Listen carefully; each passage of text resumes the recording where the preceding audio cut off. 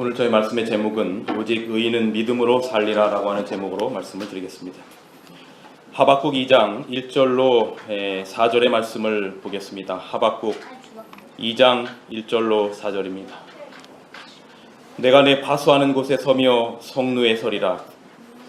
그가 내게 무엇이라 말씀하실는지 기다리고 바라보며 나의 질문에 대하여 어떻게 대답하실는지 보리라 하였더니 3절 이 묵시는 정한 때가 있나니 그 종말이 속히 이르겠고 결코 거짓되지 아니하리라. 비록 더딜지라도 기다리라. 지퇴되지 않고 반드시 응하리라. 보라 그의 마음은 교만하며 그 속에서 정직하지 못하니라. 그러나 의인은 그 믿음으로 말미암아 살리라. 정직한 사람이 잘 사는 사회를 만들자라고 하는 표가 있었습니다. 여러분 이 표를 보시면서 어떻게 생각하십니까? 정말 정직한 사람이 잘 사는 사회입니까? 이 표를 보면 이 표를 읽으면서 우리의 마음 가운데는 이렇게 생각합니다. 정직하면 손해본다.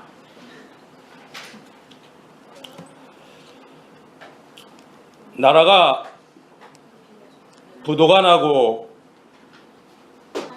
기업의 경영자들은 부도가 나도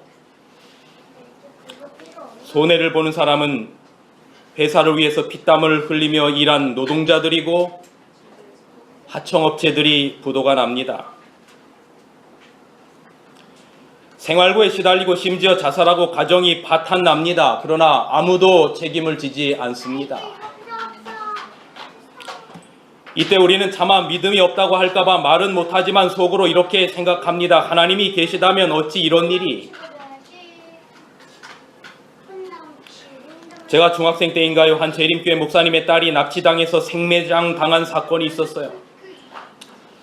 그때 저는 심한 신앙적인 방황을 했어요. 그리고 이렇게 생각했습니다. 하나님이 계시다면 어찌 이런 일이? 지난주 일요일 7시 30분 손우봉 장로님께서 돌아가셨어요. 바로 전날 안식일 저녁에 늦은 시간에 아내와 한 집사님과 함께 방문을 가서 힘겨워하는 장로님의 손을 잡고 마지막 신앙 고백을 다 받았습니다. 그런데 그 다음날 주 안에서 잠드셨다라고 하는 우리 집사님의 연락을 받고 장례를 치르면서 지난 2년의 투병 생활을 보면서 이런 생각이 들었습니다. 이렇게 낙천적이고 훌륭하신 장로님이 왜 이렇게 끔찍한 암에 걸려야 하나? 인류 역사에서 인류를 괴롭혀왔던 문제가, 인류를 괴롭혀왔던 질문이 우리 그리스도인들의 마음 가운데 겉으로 차마 말은 못하지만 속으로 갖고 있는 질문이 왜 선한 사람들이 고통을 받고 악인들은 부흥하는가 하는 문제였습니다. 우리가 고통받을 때 하나님은 어디 계신가? 성경에는 저희들이 생각하는 이 생각과 똑같은 생각을 했던 믿음의 위인들이 꽤 많이 있는데 그 중에 몇 명만의 이야기를 좀 소개시켜 드리겠습니다. 여러분 성경 가운데 가장 먼저 기록된 책이라고 하는 욥기서. 성경 66권 중에 가장 먼저 기록된 책인데 그 오래전에 기록된 책에서도 욥이라고 하는 사람이 가지고 있었던 그 마음 가운데에 지금 저희가 가지고 있는 이 질문과 같은 질문이 그의 마음에도 있었습니다. 욥기 21장 7절로 13절의 말씀. 어찌하여 악인이 살고 악인이 장수를 하고 악인이 세력이 강하냐? 어찌하여 악인들의 자손들은 번성하고 그 집은 평안하고 두려움이 없고 어찌하여 악인들에게 하나님의 매가 임하지 않는 것 같고 그들의 소는 영락없이 새끼를 베고 암소는 새끼를 낳고 낙태하지도 않는구나. 그리고 그들은 형통하게 지내다가 고통 가운데도 아니고 평안한 가운데 죽음을 맞는구나 라고 생각을 했습니다. 어째 이런 일이? 어째 이런 일이?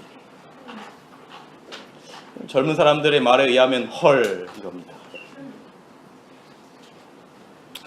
왜 악인이 오래 살고 집에는 평안하고 짐승들은 새끼를 잘 낳고 평안하게 지내다가 죽습니까? 그런데 왜 의인들은, 왜 하나님을 믿는 백성들은 하나님이 계시다면 고난을 당하고 뭘 해도 잘 안 되고 죽을 때도 이렇게 고통을 당해야 합니까? 라고 하는 질문을 욥이 했단 말이죠. 성경의 다윗도 똑같은 질문을 합니다. 시편 73편 4절로 9절에 표준 새 번역으로 읽어드리겠습니다. 악인들은 죽을 때에도 고통이 없으며 몸은 멀쩡하고 윤기까지 흐른다. 사람들이 흔히들 당하는 그런 고통이 악인들에게는 없으며 사람들이 을에 당하는 재앙도 그들에게는 아예 가까이 가지 않는다. 오만은 그들의 목걸이요 폭력은 그들의 나들이 옷이다. 그들은 피둥피둥 살이 쪄서 거만하게 눈을 치켜뜨고 다니며 마음에는 헛된 상상이 가득하며 언제나 남을 비웃으며 악의의 찬말을 쏘아 붙이고 거만한 모습으로 폭언하기를 즐긴다. 입으로는 하늘을 비방하고 혀로는 땅을 휩쓸고 다닌다. 예레미야 선지자는 어떻습니까? 예레미야 12장 1절에 이렇게 기록하고 있습니다. 여호와여, 내가 주와 쟁변할 때에는 주는 의로우시니이다. 그러나 내가 주께 질문하옵나니, 하나님, 내가 주님 앞에 질문하겠는데 악한 자의 길이 형통하며 패역한 자가 다 안락함은 무슨 연고 때문입니까?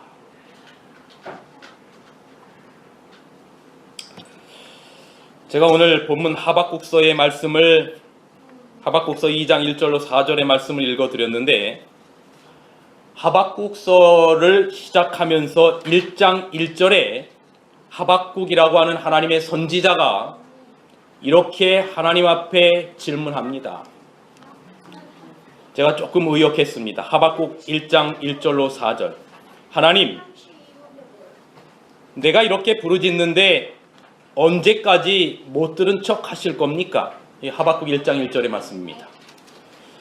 4절에는 악인이 의인을 에워쌌으므로 하나님의 공의라고 하는 것은 없어진 것 같습니다. 이렇게 말했습니다. 하박국서는 남방 유다가 바벨론에 의해서 바벨론에 의해 멸망하기 전 유다 백성들의 고통의 상태를 묘사하고 있습니다. 옛날 우리나라가 일본이나 중국의 이 외색 강대국 사이에서 얼마나 많이 고생을 했습니까? 마찬가지로 이 이스라엘 백성들을 바로 그 국제 정서에서 이 정색 가운데 강성하던 아수르가 멸망해 가고, 이미 북방 이스라엘은 아시리아에 의해서 멸망하고 이제 새로운 강자 바벨론이라고 하는 나라가 중동의 패권을 잡기 시작할 바로 그 무렵입니다. 이 하박국서가 기록된 때가. 바로 이 무렵에 표면상 하나님을 믿는 의인들이 고난을 당하고 악인들은 번영하는 것 같은 상황 가운데 이 하박국 선지자의 마음 가운데 드는 고민이, 왜 악인들, 즉 아시리아나 이 바벨론이나 이런 나라들은 번성하는데 하나님을 믿는다라고 하는 우리 백성들, 하나님이 택하셨다라고 하는 이 선민들은 왜 이렇게 고난을 당합니까? 라고 질문하면서 하나님, 언제까지 못 들은 척 하실 겁니까? 라고 묻는 것입니다. 이건 절규입니다. 하나님, 언제까지 우리의 이 애끓는 심정을 모른 채 하실 것입니까? 오늘날 우리의 마음 가운데 드는 질문과 같은 것입니다. 하나님이 계시다면 왜 하나님을 신실히 믿는 우리들의 백성들, 하나님의 자녀들에게, 오히려 악인들은 그렇지 않은 것 같은데 왜 우리들에게 이런 고난이 임합니까? 하나님이 계시다면. 이런 고민이 하박국의 입에서 흘러나왔을 때, 오늘 제가 여러분들에게 읽어드린 하박국서 2장 1절로 4절에 그 하박국의 질문에 대한 하나님의 답을 기록하고 있는 것입니다. 그래서 2장 1절에 보면, 내가 파수하는 곳에 서며 성루에 거기에 서서 내가 기다리고 바라보며 나의 질문, 다시 말하면 하나님, 우리의 부르짖음에 관하여 언제까지 아무 말씀도 안 하시겠습니까? 라고 하는 질문에 대하여 도대체 하나님이 뭐라고 답하실지를 내가 보리라 라고 말하는 것입니다. 하나님이 뭐라고 답하실지 내가 보리라. 그때 하나님이 이 하박국 2장 2절서부터 4절 그 이후에 하는 답을 제가 오늘날 우리말로 옮기면 이렇게 답을 하는 겁니다. 하박국이 하나님 어찌하여 그럴 수 있습니까? 어찌하여 이럴 수 있습니까? 그렇게 할 때 하나님께서 이렇게 답하는 것이죠. 끝까지 봤어? 끝까지 봤어?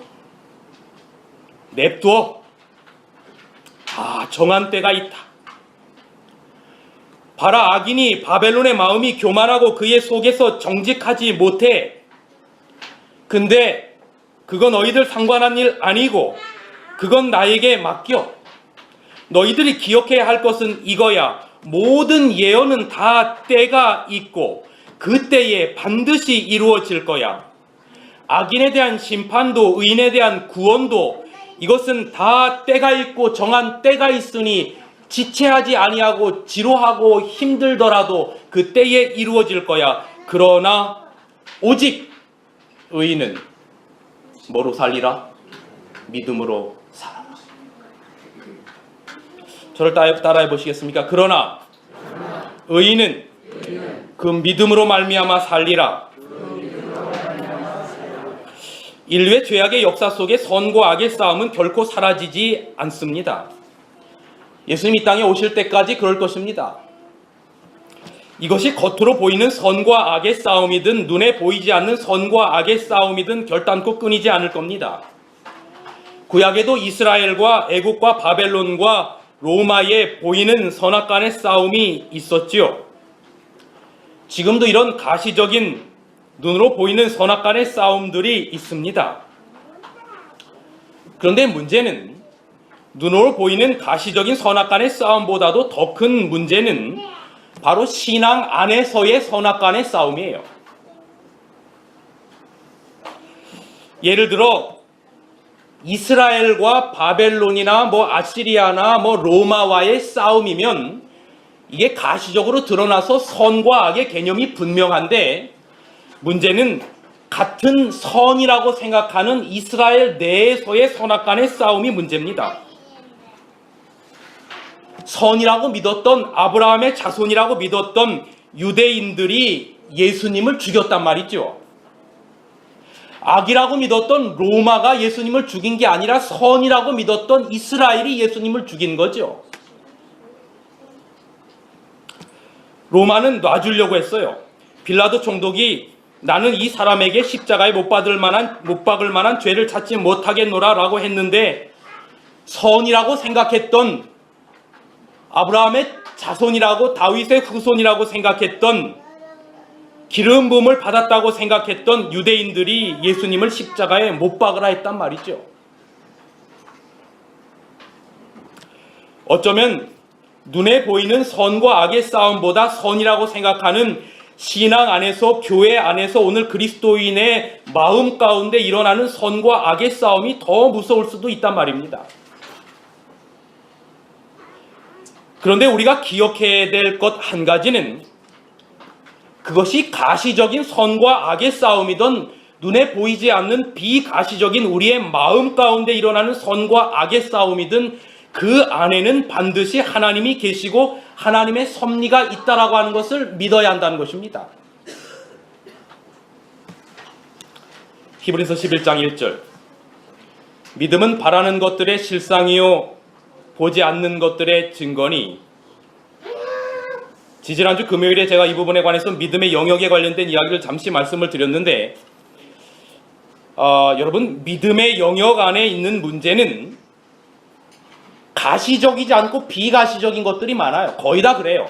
눈에 보이지 않는 영역의 문제가 많습니다. 그래서 믿음이라고 하는 건 바라는 것들의 실상이요 보지 않는 것들의 증거다.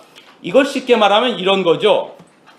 여기에 콩이 하나가 있는데 이 콩은 그 안에 싹이 있고 그 안에 수백 배의 결실을 맺을 열매들이 있다라고 하는 것이 눈에 보이질 않아요. 그것이 내 눈에 지금 보이지 않는다고 해서 그 안에 생명력이 없고 싹이 없고 열매가 없는 것이 아니라, 그것이 눈에 보이지는 않지만 그것을 땅에 심었을 때 이 안에서 생명이 싹트고 수백 배의 결실을 맺게 될 것이라고 하는 것을 지금 나의 눈에 보이지는 않지만 그렇게 맺게 되는 결실을 바라보는 것, 이것이 보이지 않지만 그것이 있을 거라고, 실상이 될 거라고 하는 걸 바라보는 것, 이것이 믿음이라고 하는 것입니다. 그러니까 농부들이 봄에 씨앗을 뿌릴 때 전부 다 뭐를 가지고 뿌리는 건가 하면 마음 가운데 믿음이라고 하는 것을 가지고 뿌리는 거예요. 우리의 일상생활에서도 믿음이 없으면 생명과 관련된 문제는 여러분 해결할 수 없는 영역이 대단히 많습니다. 그런데 여러분, 이것을 신앙의 영역 안으로 옮겨지게 돼도 마찬가지예요. 믿음의 영역에 있는 건 눈에 보이지 않아요. 요한복음 3장에 예수님과 니고데모와의 대화 사이에서 거듭남 어떻게 하여야 구원을 얻겠습니까? 라고 묻는 그 질문에 대하여 예수님께서 니고데모에게 말하기를, 성경 박사라고 하는 니고데모에게 말하기를, 내가 거듭나지 아니하면 하나님 나라를 볼 수 없겠다. 여러분, 예수님은 이 형이상학적인 것에 관해서 답을 하셨는데 성경학자라고 하는 니고데모는 형이 하학적으로 대답을 해요. 아니, 내가 지금 이렇게 컸는데 엄마의 뱃속에 어찌 다시 들어갔다가 다시 나오겠습니까? 이 거듭남이라는 게 영어로 reborn, 다시 태어난다, 그런 말을 가지고 있잖아요. 예수님의 이 생각과 니고데모의 생각은 하늘과 땅 차이인 거죠.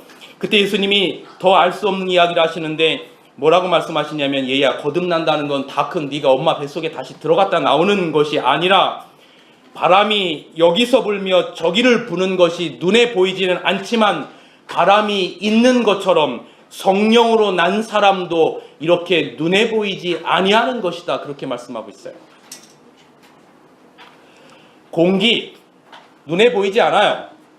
그러나 여러분, 공기가 바로 이 자리에 없으면 우리는 다 지금 몇 초 되지 않아 전부 다 죽을 겁니다. 바람, 눈에 보이지 않지만 존재하는 겁니다. 중력, 눈에 보이지 않지만 존재하는 거예요. 이런 것들이 보이지 않는다고 해서 존재하지 않는 게 아니에요. 그래서 믿음이라고 하는 것은 뭐냐면, 도대체 내 눈에는 보이지도 않고 잡을 수도 없는 것 같은 상황에서 그것이 있다라고 하는 것을 믿는 것, 이것이 믿음이라고 하는 것이죠. 그래서 히브리서 11장 6절, 믿음이 없이는 하나님을 기쁘시게 못하나니, 믿음이라고 하는 것이 무엇이냐? 하나님께 나아가는 자는 반드시 하나님이 계신 것과 그가 자기를 찾는 자들에게 상 주신다는 것을 믿어야 할지니라. 그러니까 믿음이라고 하는 것은 내 눈에 보이지 않는 영역 가운데 계신 하나님이 계시다라고 하는 것을 믿는 것이고, 하나님을 찾는 자들에게 뭐 주시는 이심을, 상 주신다는 것을 믿는 것이 믿음이다 라고 말하는 겁니다. 자, 좀 더 생각해 보자고요. 믿음이라고 하는 게 왜 어려운 것 같으냐면, 이게 내 상식과 내 경험과 내 확신에서 벗어나야 합니다. 출애굽할 때 마지막 10번째 재앙이 있을 때 양의 피를 바르면 살리라. 근데 이게 말이 되지 않아요. 아니, 양의 피, 그까짓 게 뭔데 양의 피를 바른 자의 집에 있으면 산단 말인가? 그런데 그것이 내 마음 가운데 내 경험상 믿어지지 않아도 양의 피를 바른 집 안에 있으면 산다라고 하나님께서 말씀하셨기 때문에 그렇게 될 것을 눈에 보이진 않지만 알고 집 안에 들어갔을 때 구원받은 것이죠. 이것이 오직 의인은 뭐로 말미암아 살리라? 믿음으로 말미암아 살리라. 홍해를 건널 때 앞에는 홍해 바다에 물이 넘실대는데 이 홍해를 건너려면 어디 가서 배를 빌려오든지 아니면 항공모함을 가져오든지 뭘 뗏목을 해서 이용을 해서 가야 되는데 그게 전혀 아니고 모세의 지팡이를 내밀라 하란 말이죠. 그러니까 물이 갈라져요. 이해가 안 가도 하나님께서 그렇게 말씀하셨으니 그것이 그렇게 될 것을 믿고 하는 것이죠. 이게 믿음이라 말이죠. 오직 의인은 믿음으로 말미암아 살리라. 이게 너무 여러분의 이야기랑 상관없는 이야기 같습니까? 자, 그러면 신약으로 가봅시다. 신약으로 가서 예수님께서 제자들에게 믿음이 없다라고 꾸짖으시는 세 장면이 나오는데, 그 중에 하나가 어디냐면 마태복음 6장 30절에 뭐라고 기록하고 있냐면, 얘들아 하늘의 공중의 새를 봐라, 그 다음에 땅의 꽃들을 봐라. 그들이 자기를 위하여 길쌈도 아니하고 농사를 짓지도 아니하여도 하나님께서 그들에게 다 입히시느니라. 그러므로 너희가 먹고 마시는 것, 어떻게 살까, 무엇을 입을까, 아이들 학교는 어떻게 보낼까, 앞으로 어떻게 살아야 될까에 관련돼서 걱정하지 마라. 그런 거에 대하여 걱정하는 자들에게 예수님께서 뭐라고 말씀하시냐면 믿음이 없는 자들아 말씀하시는 거죠. 지금 나의 통장의 잔고에 아무것도 없는데, 나의 지금 직업을 잃어버렸는데, 내가 할 수 있는 것이라고는 아무것도 없는 것 같은데, 나의 아이의 문제가 제대로 되지 않는 것 같은데, 내가 그렇게 기도했던 문제들이 다 무너지는 것 같은데, 하나님께서는 말씀하시기를 너희는 먼저 그의 나라와 그의 의를 구하라. 그러면 이 모든 것들을 너희에게 채우시리라. 그런데 나의 마음 가운데는 지금 그것이 이해가 되지 않아도 그것을 믿는 자들에 대하여 주님이 말씀하신다 이거죠. 오직 의인은 믿음으로 말미암아 살리라. 그리고 그것에 대하여 걱정하는 자들에 대하여 믿음 없는 자라고 말씀하신단 말이죠. 또 예수님께서 믿음이 없다고 제자들을 꾸짖으신 장면이 마태복음 8장 26절에 나오는데, 갈릴리 바다를 건너는데 폭풍우가 막 임하는데 예수님께서는 그 배에서 주무신단 말이죠. 그래서 제자들이 예수님을 깨워서 아니 우리가 지금 죽게 되었는데 어찌 당신은 주무실 수 있습니까? 라고 말할 때 예수님이 일어나셔서 폭풍우를 잠재우시면서 말씀하시기를 믿음이 없는 자들아.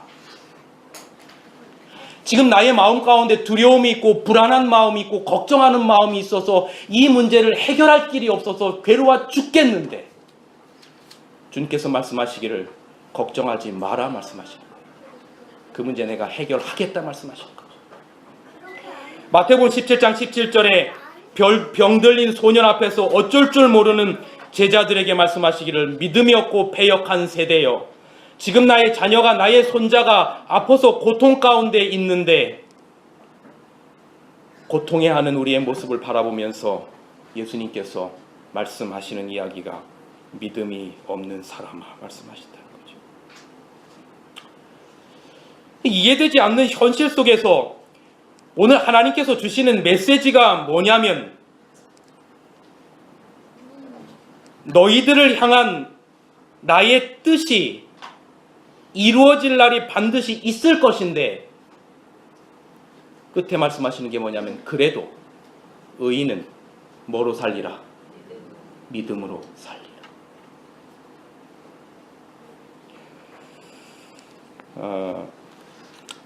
악인과 의인을 우리는 나누어서 생각을 합니다. 그래서 우리가 이런 질문을 합니다. 왜 악인들은 잘 되고 선인들은 안 됩니까? 왜 하나님 믿지 않는 사람들은 더 잘 사는 것 같은데 왜 하나님 믿는 사람들은 이렇게 못 사는 것 같습니까? 라고 우리가 말하고, 지금 하박국 선지자나 예레미야 선지자나 다윗이나 이렇게 말할 때 이 악인과 의인을 나누어서 생각을 하는데, 여러분 이 악인과 선인을 누가 나눴습니까?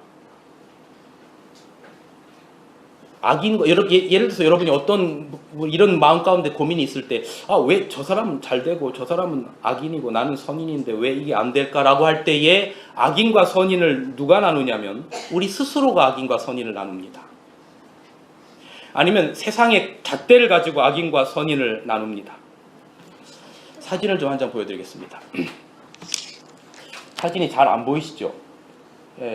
연예인입니다.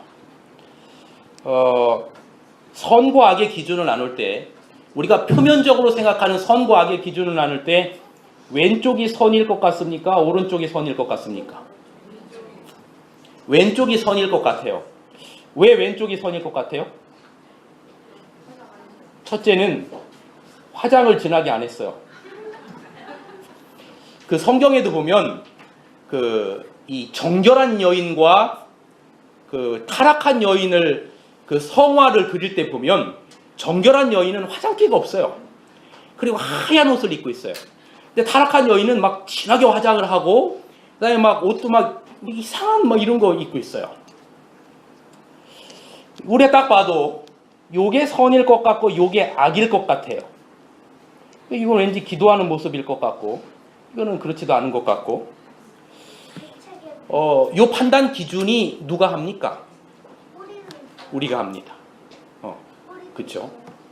예를 들어 봅시다.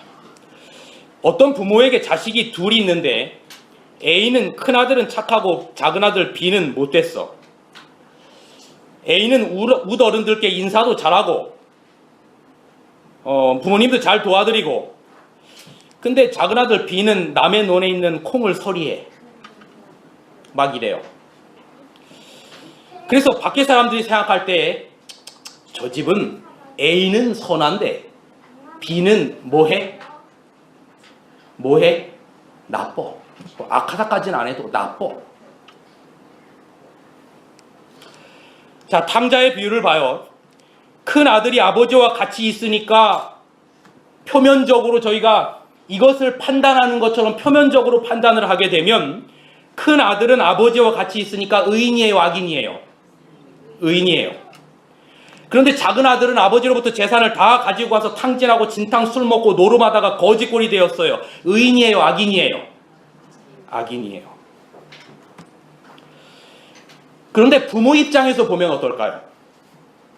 이 입장의 관점 차를 밖에서 보느냐 부모 입장에서 보느냐를 보면 선과 악의 개념이 달라집니다.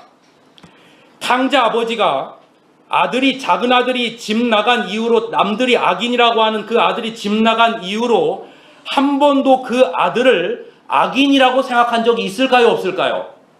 없어요. 그 악인이라고 생각했던 남의 시선에 의하여 생각했던 그 아들이 돌아왔을 때 아버지가 했던 말은 뭐냐면 내 아들이 돌아왔으니 잔치를 벌이자 해서 잔치를 벌이죠. 그러니까 부모의 입장에서 보면 웃 어른들한테 잘하는 집안에 남아있는 A나 남의 집에 남의 콩서리를 하고 수박서리를 하는 남의 물건을 훔치는 그 B나 혹은 탕자의 형이나 탕자나 전부 그냥 사랑하는 자식인 거죠. 누구의 입장에서 보면? 부모의 입장에서 보면. 오히려 못난 자식, 말 안 듣는 자식 때문에 더 가슴이 아픈 거죠. 그리고 그들이 회개하기를 바라시는 겁니다. 그래서 예수님께서 마태복음 5장 45절에 이렇게 말씀하셨어요. 나는 너희를 위하여 너희에게 이르노니 너희 원수를 뭐하며? 사랑하며 너를 핍박하는 자를 위하여 기도하라. 이같이 한즉 하늘에 계신 너희 아버지의 아들이 되리니 이는 하나님이 그 해를 악인과 선인에게 비치시며 비를 의로운 자와 불의한 자에게 뭐 하셨다고요? 내렸다. 여러분 제가 하나님이면 그럴 리도 없거니와 제가 하나님이면 확 악인에게는 비를 안 주고 쫄딱 망하게 하면 속 시원하죠. 그래요, 안 그래요? 네, 여러분이 대답을 장로님 아멘 하셨어요? 저는 이렇게 솔직한 분들이 좋아. 근데 하나님은 악인이나 선인이나 모두 다 구원받아야 할 대상으로 보신다는 겁니다. 그래서 끊임없이 그들에게 일반 계시 즉 비를 내리시고 해를 비치시고 아름다운 천연계를 통해서 그들에게 돌이키고 회개하기를 바라시는 겁니다. 그러니까 왜 악인들이 번성하지 저들은 폭삭망해야 되는데 폭망해야 하는데 라는 질문은 부모의 마음으로 보면 그럴 수 없는 겁니다. 악인들도 구원받기를 바라시는 하나님의 마음의 관점에서 우리가 이 문제를 접근해야 하나님의 마음을 이해하는 입장에서 볼 수 있다고 생각이 듭니다. 그러므로 이미 하나님을 사랑하는 그리스도 안에서 의인된 존재들에게 하나님께서 하시는 말씀이 뭐냐면 그러므로 하늘에 계신 너희 아버지의 온전하신과 같이 너희도 온전하라라고 말씀하시면서 악인도 사랑하고 악인을 위하여 기도할 것을 명하시면서 이것에 관한 절정이 뭐냐면 예수님께서 십자가에서 아버지여 누구를 사하여 주옵소서. 그 저희가 의인이에요, 악인이에요? 악인을 사하여 주옵소서. 자기 하는 것을 알지 못함이니다라고 말씀하시는 거죠. 그럼에도 불구하고 끝까지 시간을 주었음에도 불구하고 돌아오기를 거절하는 사람들, 성경에서 말하는 성령을 거역하는 자들에게 하나님께서 심판을 하시죠. 그게 바로 둘째 사망이에요. 그런데 영원히 악인의 존재를 소멸시키는 겁니다. 이때 하나님 아버지의 마음이 어떻다고요? 제가 여러분께 여러 번 말씀을 드렸던 것처럼 구약에 예수님을 예표하는 다윗이 반역의 숙에 그의 아들 압살롬이 죽었을 때 하는 그 절규를 보면 끝까지 돌아오라라고 하는 하나님의 초청에 거절해서 멸망당하는 둘째 사망을 당하는 악인들을 바라보는 예수님의 마음일 것이라고 하는 것이죠. 왕이 마음이 심히 아파 물로에 올라가서 우니라. 저가 올라갈 때 말하기를 내 아들 압살롬아, 내 아들 압살롬아, 내가 너를 대신하여 죽었다면 내 아들 압살롬아, 내 아들아 하였다. 악인들조차도 동일한 은혜를 주시면서 구원받기를 원하시는 그 부모의 입장에서의 하나님의 마음이 끝까지 거절한 돌아오라라고 그렇게 호소하고 오랜 시간 동안 지구 역사 6천년의 기간 동안 시간을 주었음에도 불구하고 회개하지 않고 죽은 자들에 관하여 하나님께서 내리는 심판의 모습은 하나님의 가슴에 있는 아픔의 모습으로 우리가 살펴볼 수 있어요. 그런데 여러분, 시편 73편에 아까 읽어드렸던 시편 73편에 이 악인의 번영의 문제에 대한 답이 여기 기록되어 있습니다. 대단히 중요한 성경절이에요. 자, 내가 어쩌면 이를 알까 하여 생각한즉, 다시 말하면 악인들의 고통의 문제에 관련돼서 어떻게 그 답을 얻을까 생각한즉 그것이 되게 심한 고통이 되었어요. 얼마나 고민을 많이 했으면 왜 악인이 번성할까 하는 문제에 관해서 심히 고통을 되었더니, 자, 우리 빨간 글씨 한번 같이 읽어보겠습니다. 하나님의 성소에 들어갈 때, 시작. 하나님의 성소에 들어갈 때에 그들의 종말을, 여러분 잘 보세요. 하나님의 성소에 들어갈 때에야 그 악인들의 종말을 내가 깨달았다 기록하고 있습니다. 여러분, 바로 성소의 원형인 예수님의 십자가, 이 하나님의 성소에 들어갈 때, 다시 말하면 이 성소의 원형인 예수님의 십자가 안에서만 악인들의 종말에 관하여 내가 깨달았다라고 말하는 겁니다. 이게 무슨 의미입니까? 예수님의 십자가 안에서만 악인의 형통과 선인의 고난에 대한 답을 얻을 수 있다라고 하는 것입니다. 여러분, 가만히 생각해 보면 선인이라고 생각했던, 예를 들어서 예레미야나 다윗이나 하박국이나 혹은 오늘날 우리나 예수님 십자가 안에, 성소 안에 들어갈 때 내가 선인이 아니라 가장 끔찍한 악인임을 깨닫게 됩니다. 내 자신을 십자가 안에 비추어 보지 않으면, 하나님의 성소 안에 내가 들어가지 않으면 내가 악인임을 결단코 깨닫지 못해요. 여러분, 그래서 바울이 디모데전서 1장 15절에 뭐라고 말씀하고 있냐면 이렇게 말씀하고 있어요. 밑보다 모든 사람이 받을 만한 이 말이요, 그리스도 예수께서 죄인을 구하시려고 세상에 임하셨도다. 죄인 중에 내가 뭐라고요? 바울이 자기가 최고 의인인 줄 알고 살았어요. 하나님의 성전 안에, 십자가 안에 자신을 비춰보기 전에는 자기가 최고의 의인인 줄 알고 살았단 말이죠. 그런데 자기를 십자가에 비추어 보고 하나님의 성전 안에 들어가서 하나님의 율법 앞에 자기를 비추어 보았을 때 자기가 죄인 중에 괴수라고 하는 사실을 깨달았어요. 그리고 그가 십자가 앞에 나아가게 됐을 때 자기는 죄수라고 하는 걸 깨달았지만, 그 십자가에서 예수님께서 하셨던 선언이 뭐냐면 더 이상 너는 죄인이 아니라 의인이다라고 십자가에서 선언하시는 겁니다. 여러분, 여기 십자가의 강도가 예수님 옆에 죄인으로 매달렸어요? 의인으로 매달렸어요? 죄인으로 매달렸어요. 십자가형은 그 당시에도 죄수 중에 죄수만 십자가형을 매달았어요. 웬만한 죄인은 십자가에 매달지 않았어요. 그러니까 예수님 양편에 있는 강도는 죄인으로 십자가에 매달려 있는 거예요. 그런데 누가 죄인이라고 정죄한 겁니까? 십자가의 강도를, 예수님을 누가 죄인이라고 정죄한 거예요? 예, 세상의 가치관이 죄인이라고 정죄한 겁니다. 폭동을 일으키고 사람을 죽였어? 너는 죄인이라고 정죄한 겁니다. 세상 법이, 헌법이 죄인이라고 정죄한 거예요. 로마법이 죄인이라고 정죄한 겁니다. 유대인이 예수님을 죄인이라고 정죄했어요.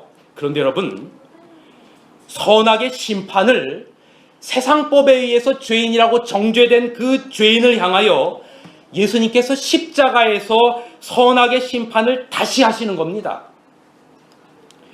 세상법에 의해서는 죄인이지만 예수님께서는 예수님을 영접한 죄인에게 아니다, 너는 죄인이 아니다, 너는 의인이다라고 선언하시면서 내가 오늘 나와 함께 어디에 있으리라? 낙원에 있으리라 선언하신 겁니다. 그런데 한쪽의 강도는, 예수님을 영접하지 않은 강도는 예수님이 너를 죽어라라고 명령해서 그가 죽은 게 아니고, 우리는 죄인이기 때문에, 죄의 싹은 사망이기 때문에 십자가에서 예수님께서 우리를 의인이라고 선언하지 않으면, 그냥 냅두면 우리는 죽을 수밖에 없어요. 그러니까 우리가 이 세상에서 악인이 아무리 번영하는 것 같다 할지라도 그가 십자가에서 예수 그리스도를 영접하지 않고 그냥 놔두면 그는 결국은 뭐 할 수밖에 없는 존재가 되는 겁니까? 죽을 수밖에 없는 존재가 되는 거예요. 여러분, 우리는 십자가에서 선과 악을 다시 평가받는 것입니다. 세상의 가치관에 의해서 선과 악의 문제를 평가받는 것이 아니라 우리의 평가는 하나님의 성소의 원형인 십자가에서 평가가 다시 되는 겁니다. 질문을 드리겠습니다. 누굽니까, 이 사람이? 누구예요? 김일성입니다. 김일성이 악인입니까, 선인입니까? 악인입니다. 그렇죠? 우리나라를 이렇게 힘들게 만들고 남북에 갈라지게 만들고 전쟁을 일으키고 수많은 사람을 죽였으니까 악인입니다. 누구의 평가에 의해서 악인입니까? 우리의 평가에 의해서 악인입니다. 대한민국의 평가에 의하여 악인입니다. 그런데 확실치는 않지만, 제가 전제를 달았습니다. 확실치는 않지만 김일성이 죽기 전에 빌리그레함 목사를 만났습니다. 빌리그레함 목사가, 제가 예전에 빌리그레함 목사의 설교를 듣다가 빌리그레함 목사가 언급하는 이런 이야기를 들었습니다. 김일성이 죽기 직전에 빌리그레함 목사가 김일성을 만나서 빌리그레함 목사가 김일성에게 예수 그리스도를 소개하고, 다시 말씀드립니다. 확실치는 않지만 만약에 김일성이 예수 그리스도의 십자가를 붙들고 개인의 구주로 영접하고, 만약입니다. 만약 그렇게 하고 그가 죽었다면 십자가에서 이루어지는 평가는 다를 수 있다는 사실이에요. 여러분 앞에 설교하고 있는 유창종 목사가 선인입니까, 악인입니까? 저희 집사람 웃어요.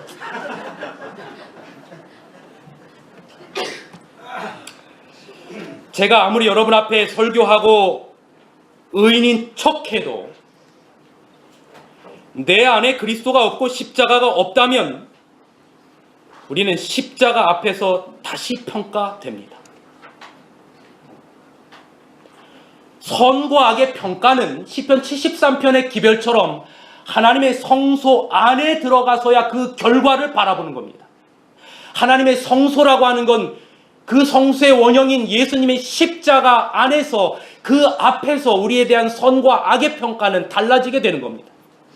그래서 지난주 손오봉 장로님 돌아가시기 마지막 직전 장로님의 병상을 방문하여 제가 7가지, 장로님이 거의 눈은 뜨실 수 없는 그런 상황 가운데 장로님 제 소리가 들리십니까? 제가 장로님의 손을 잡았는데 제 소리가 들리시면 장로님 손을 좀 꽉 쥐어주세요 하니까 꽉 쥐어주시고, 우리 반대편에는 우리 유부영 집사님께서 손 장로님의 손을 잡고 계셨어요.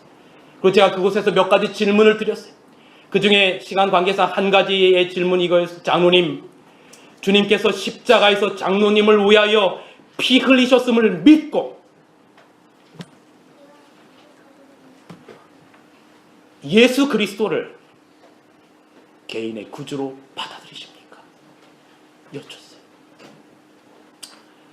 그때 장로님께서 그 힘없고 숨 가쁜 와중 가운데 그 장로님이 있는 힘을 다하여 저 양손을 꼭 쥐셨어요. 저는 확신하는 거예요. 제가 이번 장례식의 이 여정 가운데 장례식을 집도하면서 수없이 마음 가운데 일어나는 이 울컥울컥하는 심정이 있었지만 그걸 억누르면서 장로님을 마지막으로 화장터에 들여보내고 뼈가루만 나왔는데 그것이 기계 안에서 완전히 가루가 돼서 요만한 재로 돌아갔는데 그 장로님을 뿌리면서 제 마음 가운데 드는 생각은, 장로님은 십자가에서 다시 평가되셔서 의인으로 그리스도 안에서 잠드셨다는 거예요. 그러니까 주님 오시는 날 부활하는 겁니다. 여러분, 오늘 이 모순된 현실 속에서 악인이 잘되고 선인이 안 된다는 것 같은 세상 속에서 하나님께서 말씀하시기를 너 끝까지 봤어? 아니야. 악인에 관한 문제는 내가 처리할 거야. 때가 이르리니 그것을 내가 처리할 거야. 상관 말고, 그럼에도 불구하고 의인은 믿음으로 말미암아 살리라. 예레미야를 향해 뽑아버려야 할 악한 이웃일지라도 그가 하나님께 돌아온다면 구원할 것이라고 하신 하나님은 사랑이십니다. 아멘입니다. 하나님의 사랑이야말로 최종적인 것입니다.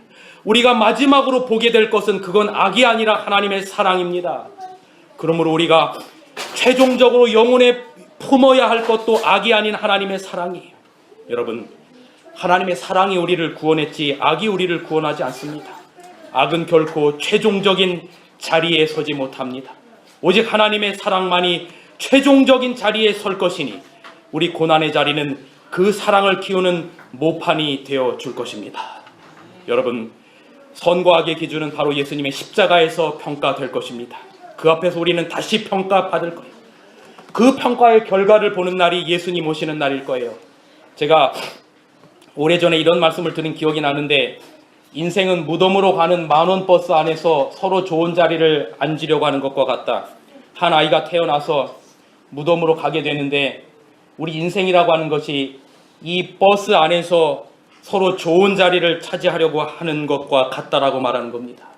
아무리 돈과 권력을 누리고 아무리 좋은 자리를 차지하더라도 이코노미석을 끊었는데 타보니까 당신은 오늘 행운이 있게도 비즈니스석으로 이렇게 승급되었습니다 라고 말하는 그 정도라고 하는 거예요. 순간 기분은 좋지만 이것이 우리의 인생의 궁극적 형통이 아니라는 거예요. 이런 논의 자체가 아무런 의미가 없는 것은 우리가 얼마나 넓은 집에 살고 얼마나 좋은 차를 꾸리고 얼마나 좋은 학교를 나오고 얼마나 더 명예를 얻고 얼마나 많은 인기를 얻느냐, 저는 목사로서 얼마나 더 큰 교회를 가고 얼마나 더 높은 자리에 오르느냐 하는 이런 논의들이 아무런 의미가 없는 것은 우리의 인생은 결국 죽음으로 간다는 거예요.